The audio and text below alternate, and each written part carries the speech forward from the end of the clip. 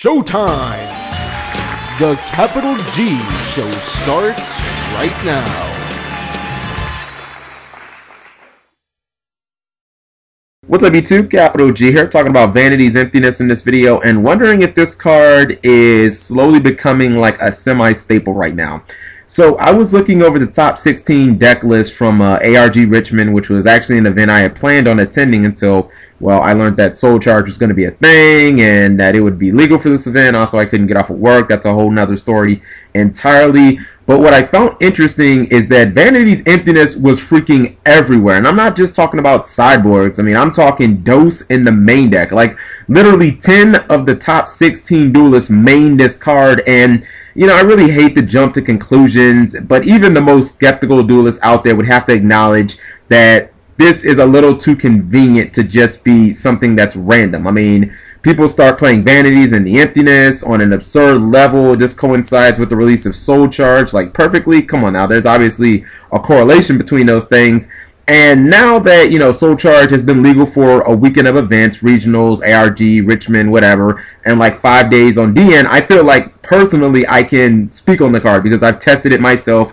And I mean, it's incredibly powerful as we all expected. And predictably, what I've noticed is, you know, when one Soul Charge has been played in a duel, the person who activates it almost always wins. And a lot of it has to do with the fact that you make your power advantage Exceed plays that much easier. And I'm talking about, you know, the Exceeds that you make that let you go +1. You know, cards like Big Eye and Dracosac and 101 and, you know, cards that end up taking resources from your opponent.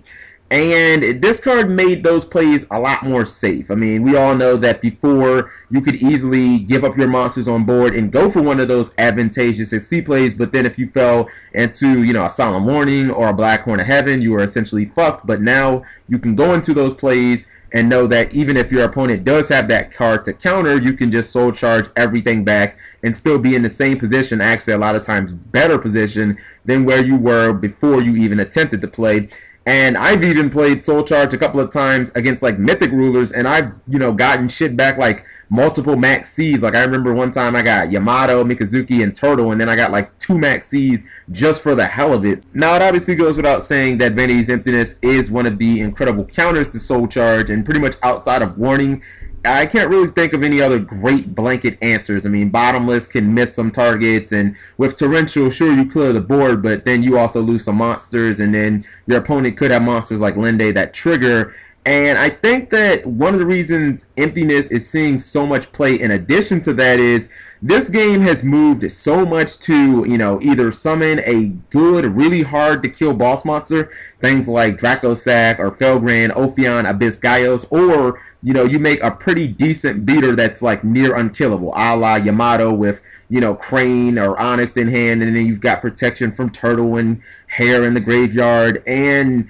a lot of times, the only way your opponent can actually get rid of your monster is to either try and Exceed or Synchro. Okay, well, when you cut off that option, you basically win. I mean, how many people are killing Dracosac without special summoning at all? I mean, yeah, there's a few other ways like evac and shit like that, but if your opponent doesn't have 1-ofs, for the most part, they're essentially fucked. I also think that this is some of the reason why decks are running Black Horn of Heaven in the main deck, because it stops everything short of Star Eater from hitting the board. And I mean, that's where this format has basically gone to.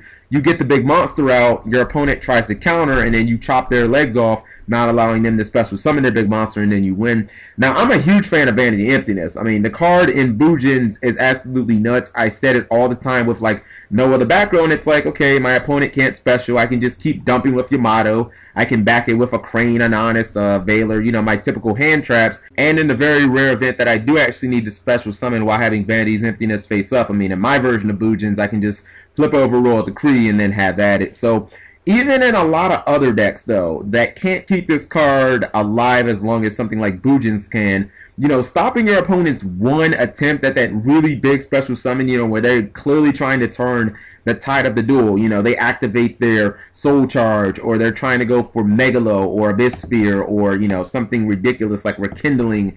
You know, you can easily win the duel because not only do you end up getting a 1-for-1 off of that card, but a lot of times your opponent's psyche is just broken. I mean, I've played against many Mermail players where they try and go for, you know, an Abystheus or something like that, or a Megalo, I flip over Emptiness, and then they just kind of look at their hand like, damn. And it's like, okay, well, you knew if they had MST, they would have used it. So if your Vanity's Emptiness resolves, you can pretty much guess that they don't have a lot of ways to get over it. You know, the card has always been the nuts versus those two decks specifically, Mermills and Mythic Rulers.